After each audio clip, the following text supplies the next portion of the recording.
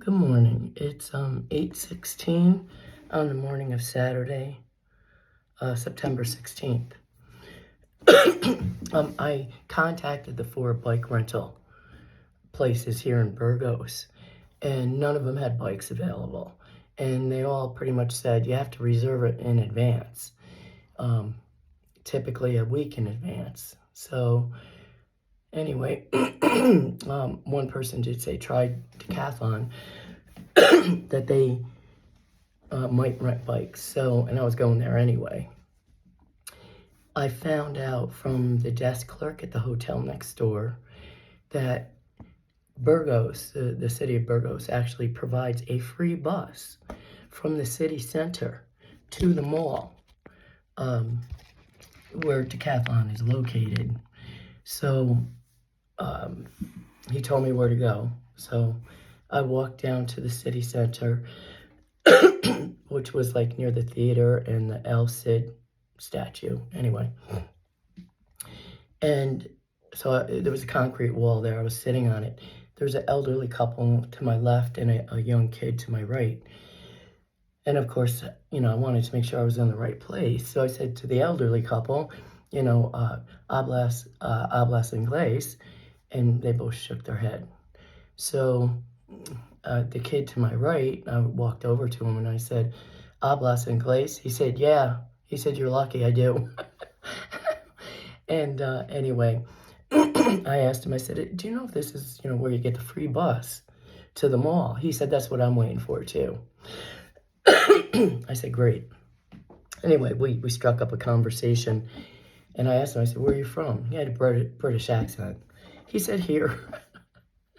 I said, what do you mean? He said, I was born here, raised here in Burgos. I said, you have a British accent and no Spanish accent at all. I mean, he's fluent in English. He said, my dad's English. So he had the best of both worlds. He's fluent in both languages. Anyway, we had a nice conversation. And so we waited. Apparently this bus comes like once an hour or so. So here comes the bus. There goes the bus. Now there's two old ladies that were also waiting for it. That bus, that free bus, gets like a red light. It's stuck in traffic now about, I don't know, maybe 60 feet away. So these ladies run up to it, and the kid followed them too, and so did I. And they're banging on the door. And but he wouldn't open the door. He didn't stop at the stop, and he wouldn't open the door and let us on. So she came back when the bus was gone. She was telling me and him. Of course, I didn't know what she was saying, but that she's going to call and complain that this is a complimentary, city bus, and she was really pissed. But so she was going to call and complain to the city. So I don't know what happened to the two old ladies. They apparently left. Me and the kid, who I never did get his name, but waited. So, I mean, I had nothing else to do anyway, so why not wait? So I waited and waited. Well, the friend that he was supposed to be meeting actually rode his bike to the bus stop and hung out with us. And then finally, after I don't know how long, he said, I'm just going to go pick up my bike. We're going to bike it. So I said, okay, we said our goodbyes. Not 10 minutes later, the free bus came. And this time it stopped.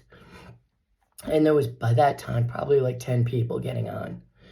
So anyway, I got on the free bus. I got to Decathlon. It was 2 hours. It took 2 hours between the time, I got to the bus stop and the time I got to Decathlon. So anyway, I got to Decathlon. No, they don't rent bikes. So the other thing I was thinking of, and I read about online, someone did it, is someone actually bought a bike and biked the Meseta, and then you can either sell it in Leon either in Leon or Santiago, or you can ship it home. I know a lot of people that have shipped bikes, their own bikes, to different places throughout the world for bike tours. And I know Rosie did it probably several times. So, so that was an option. I checked out the bikes. Didn't need anything expensive. It's only for 4 days. So I said, well, I'll talk to Diallo about it first. So anyway, I got a new fanny pack. Look at the size of this baby. Because the Nike pack I had, it was nice, but I mean, I got cold medicine. I've got my U.S. passport. I've got my Pilgrim's passport. I've got my inhaler, and it was hard to get it all in that Nike pack. So I got this one, and this is cool too because it's even got a thing for a water bottle. So, which is tough with my backpack because I can't reach my water. So I actually bought something that hangs on my belt for my water. Anyway, so I got that. Oh, I got a new buff because my original buff I cut in half and made homemade gaiters for my feet. So, and I can't take credit for that idea. That was Colleen from Canada's idea. So the credit goes to her. And it worked. I walked one day with them, and I didn't get any rocks in my shoes. So this was only $4.99, so I picked this up. And then I got a pant. I wanted a pair of the zip-off hiking pants. But they either didn't have my size in the material I needed, because I need the fast-drying material, or that they did, and they were nice, and I liked them, but they were thick. They were like almost like a denim. And hikers can't use those. I don't know why anyone would make hiking pants with that material. But anyway, so they're just regular hiking pants that I can roll up if I need to, like into shorts. So we'll see what Leon has. Maybe Leon will have a pair of either zip-offs or another pair of shorts. And the thing is, I bought another pair of shorts. I just didn't bring them with me. They're home. Anyway, I loaded up on carbs because I got a lot of good bakery shops around here. So I loaded up on carbs, so I should be good to go today. So in the meantime, I talked to Diallo about the whole bike situation. And, he said, well, go check some of the local bike shops and see if they have a used one. So I did. I went to the nearest one to my room here.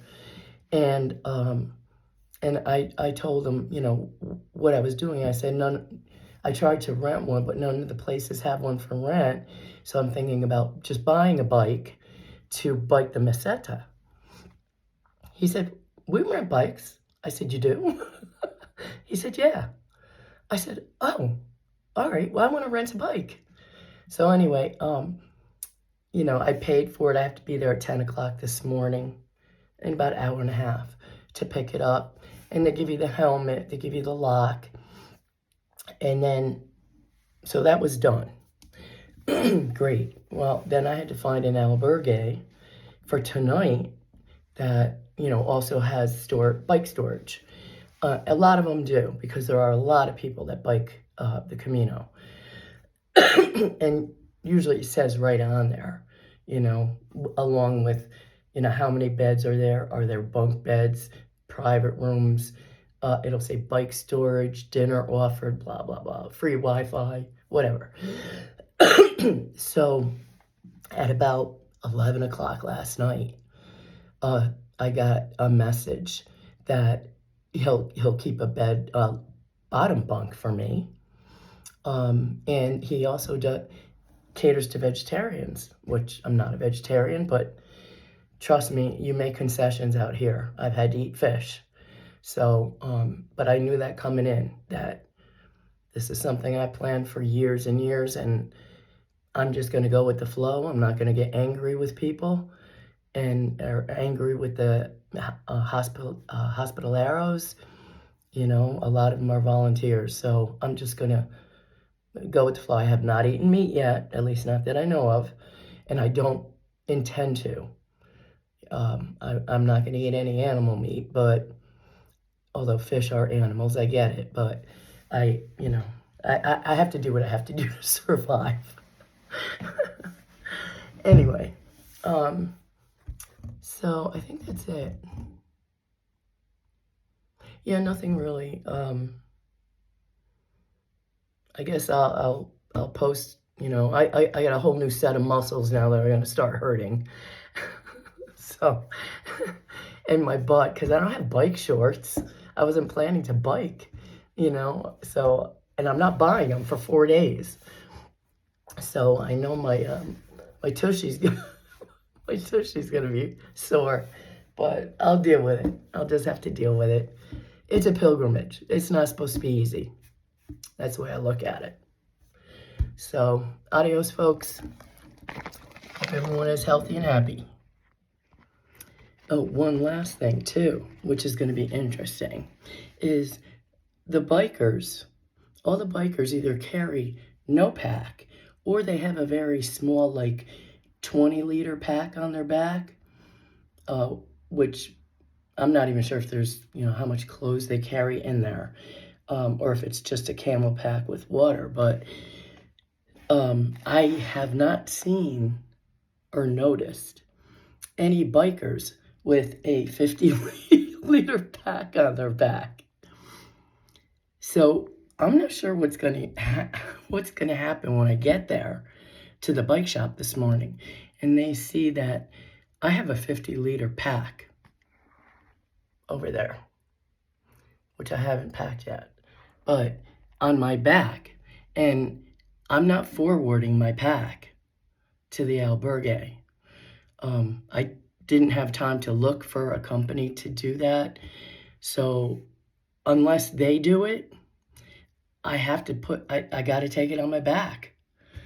You know, if they don't allow it, I'm not sure what I'm going to do at that point. I guess I'll cross that bridge when I get to it. So that's the only possible hang-up that could occur. So I'll find out when I get there. Fingers crossed.